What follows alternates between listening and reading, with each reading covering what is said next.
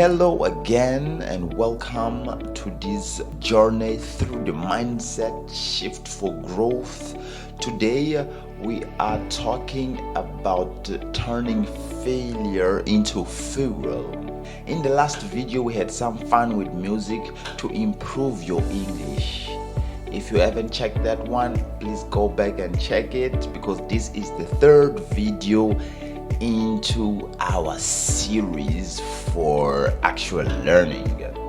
Now let's talk about something a bit more serious, which is failure. Have you ever felt afraid of failing at something important?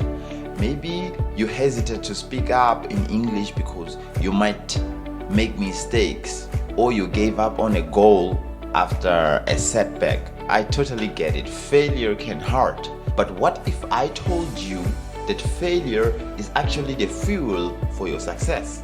Yes, it's the third time I talk about failure in this channel, which is not that old. And today I want to show you how to fail the right way once again and turn every misstep into a stepping stone forward. First, let's bust the big myth. Successful people don't fail. In reality, they fail.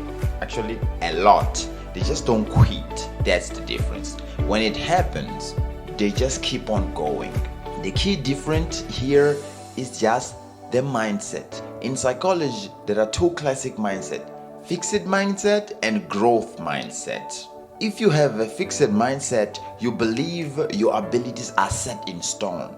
So failure means a proof that you are not good enough. But a growth mindset, that's where the magic is. With a growth mindset, you see failure for what it really is, a temporary and challengeable thing. It's feedback, it's lesson, not a final verdict on your ability. People with a growth mindset actually embrace challenges and mistakes because they know that's how they improve. Okay, think of a baby. A baby normally learning to walk. They stumble and fall dozens of times. Do they decide, walking isn't for me? Of course not. They pull themselves up and try again. Each fall is teaching them how to balance better. By the thousandth attempt, they are off and running. We are all wired to learn from failure, but as we grow up, we get scared of it. It's time to reclaim that fearlessness. It's time to reclaim the courage, that learning spirit. Now, let me share with you a quick personal story. When I first started making YouTube videos to help people with English and mindset shift, I was terrified of failing publicly. My first video was, let's say, not great. You can just go back and see it. The audio was poor, I stumbled over my words, and hardly anyone watched it, but hopefully things have changed. I felt that bang of failure, but I asked myself, okay, what can I learn here? I realized I needed a better microphone and a clearer script. I improved those, and the next video was a little better. Then I sought feedback and I learned more. There is even a video of me asking for feedback from you. And each video actually helped me to level up. And if I had given up after the first flop, I wouldn't be here talking to you right now. History is full of examples of failure as fuel. Have you ever heard of Thomas Edison? You have probably heard this name. He failed 1,000 times trying to invent the light bulb that lights our houses today. When a colleague asked if he felt like a failure after so many attempts, Thomas Edison basically said, "Failure? No, I just found 1,000 ways that don't work."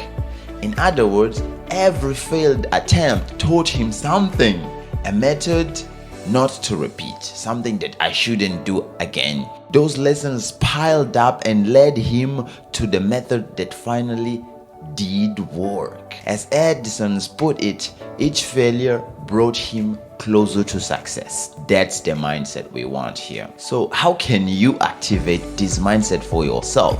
Here's a simple technique I use. After any failure or mistake, I do this 3-step review, normally with a pen and paper. So if you got a paper and a pen right now, you can even, let's go, and you can just do it with me as I speak. Step 1, acknowledge what happened without judgment. Just the facts.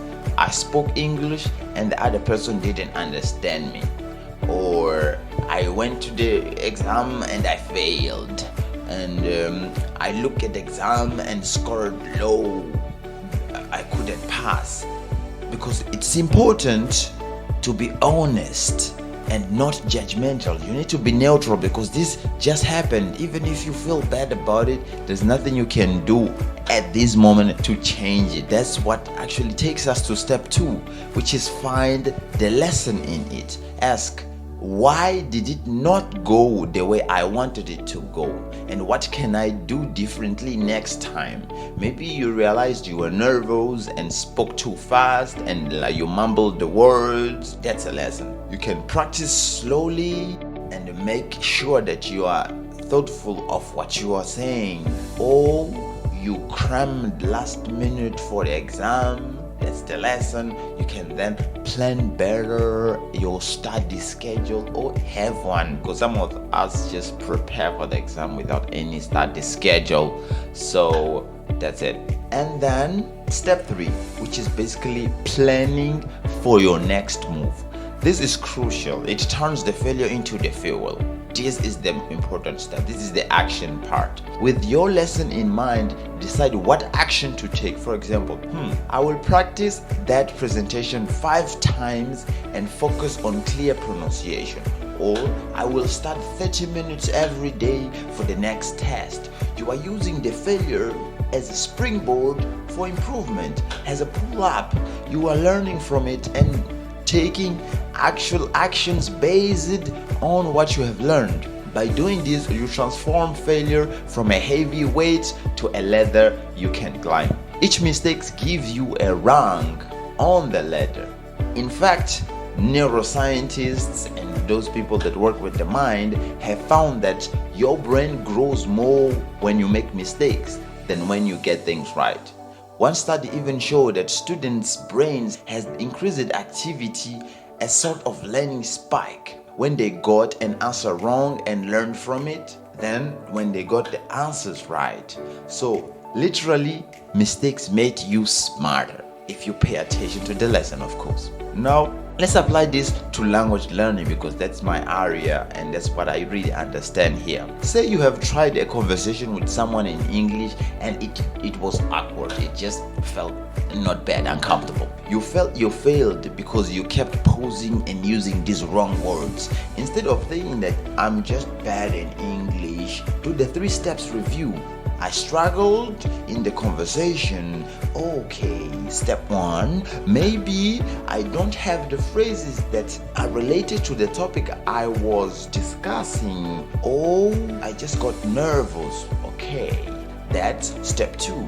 What do I do next time? I prepare a few phrases for the next topic and I practice speaking in a relaxed setting to build my confidence.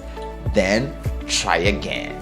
I guarantee that the second conversation will go way better. And even if it's only 10% better, hey, that's already progress. Then you repeat the process over several fail, improve cycles, and you will look back and realize how far you have come. Okay, the truth is, failure is not the opposite of success. It is part of success. Every successful person you admire has failed and learned. I want you to wear your failures as badges of learning.